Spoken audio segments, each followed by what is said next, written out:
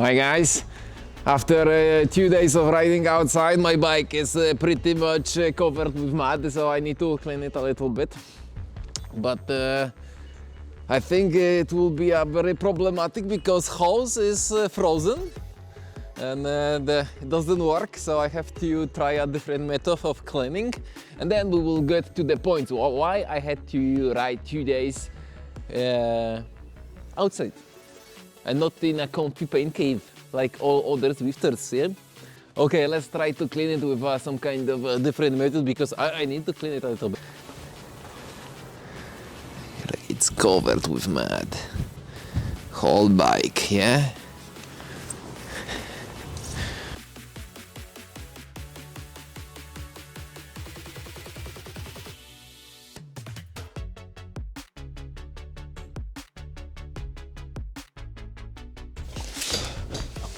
Okay, it was so cold I had to stop cleaning that bike, but I will finish that later today.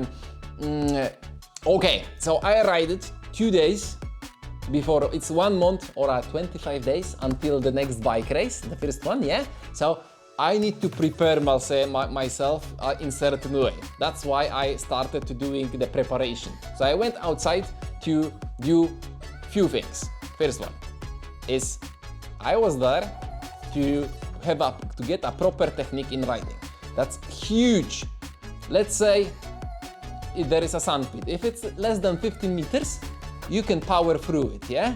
You just raw power, you just mash your pedals and you go through it, yeah? But if it's more than 15 meters, the problem is that you need to know how to go through it, yeah? So my advice is to have a higher cadence, like 120, and just smoothly constant power like 300, and you just have a stable position, your wheel is straight, just don't do movement like this and you will go through it, no problem, yeah? But if you try to mash, if the sand is a little bit deeper, you could stop in certain way because your cadence will be low, yeah? So imagine that, yeah? Next one is cornering. Cornering technique saves a ton of time. Let's take a look. If you don't know how to take cornering is all about leaning the bike and your body position, yeah? So if that's not correct, you will lose the time because you will be afraid to corner that, and the cornering will take longer, yeah? So you need to train that, how to corner and when to corner correctly and when to apply the brakes. You can as well, you can say, okay, I will check that on YouTube, how to corner. This is BS, yeah? Is how you gonna learn like thousands of corners. Every corner is a little bit different. There's a different environment, different surfaces, different switchbacks. The angle is different. You need to learn that, and you have to be confident in cornering, and that you will succeed. You will have like maybe on 2-hour race, the cornering will give you like 5 minutes maybe. That's huge. That you can lay on the ground for 5 minutes, and then another cycling colleague will come and you will just laugh from them, yeah? So cornering, very important, yeah? Next one, sprinting. Have you sprinted on a trainer? I don't think you can sprint correctly on a trainer. The bike doesn't move at all. You are a fixed position, so you will never reach your peak value of on the sprinting on the trainer. You need to train. To win the races, you need to be a sprinter performer. Yeah. I won few bike races just by a sprinting technique.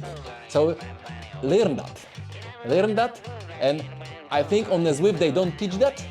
Yeah, I thought so. They don't teach that. So go outside. Okay, next one.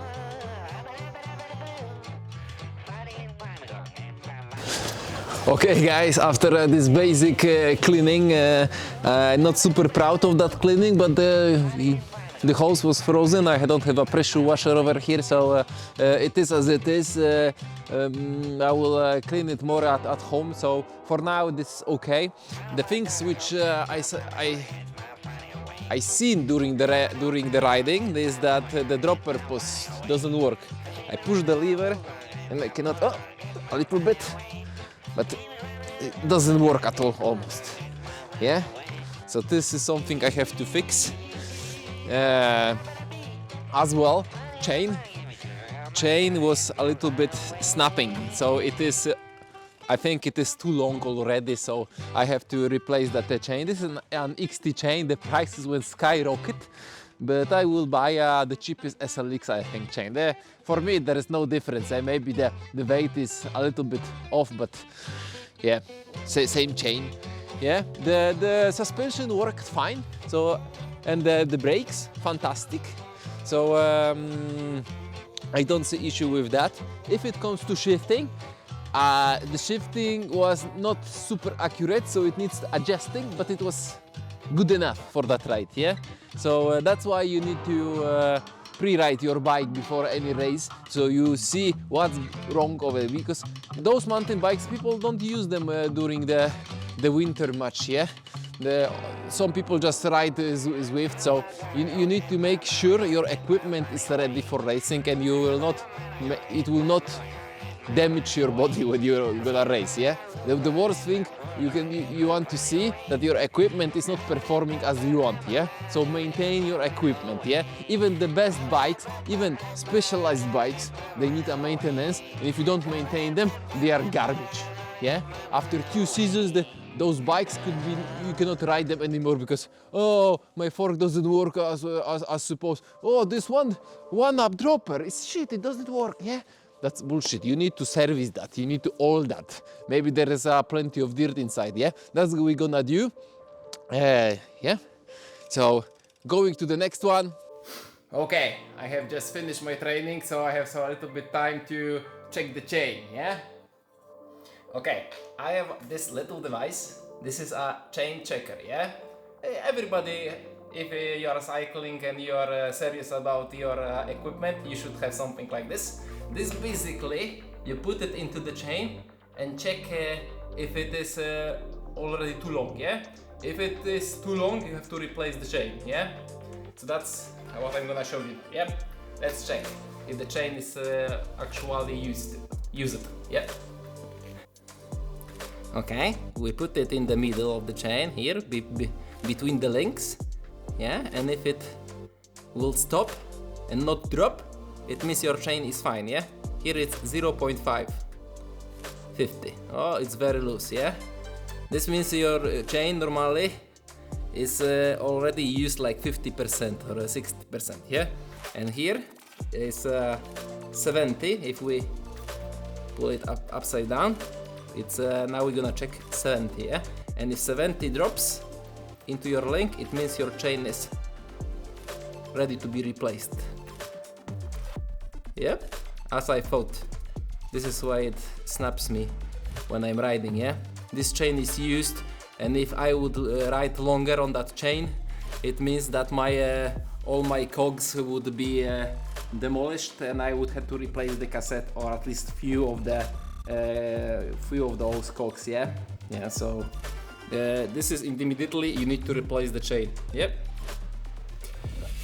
Okay guys, as you see, chain is replacement, so I'm ordering new one and putting it back before the season starts. So my snapping chain hopefully will be fixed.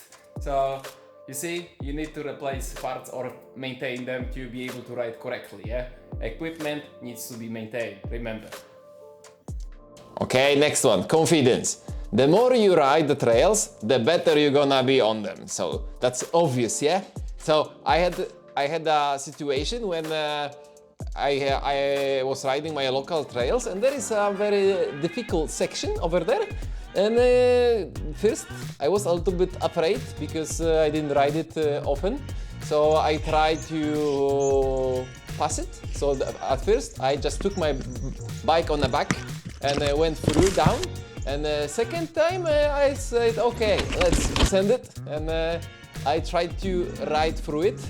So at the end, I was able to ride, but not fly over yet. So if I would be a pro, I would fly over it, and it was easy peasy, yeah? So, but this situation shows you that the more you're gonna ride, the better you're gonna be. And the problem, the effect, there has to be that you don't think when you're gonna race how you're gonna pass that difficult trail. You're just gonna execute.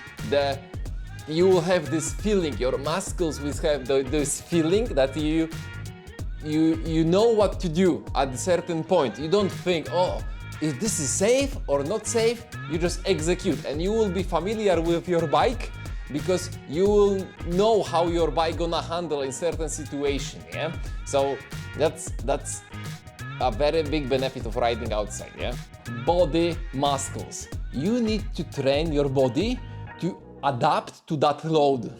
And what do I mean? On a trainer, you are fixed. Yeah. So you are not using all those muscles, all those arms, all your back. They are not used at all. There's no any shakes at all, and your body will need to adapt to that. And if you go straight to bike race, I did it once, one season, you will be wrecked. All the new boys, they will wreck you.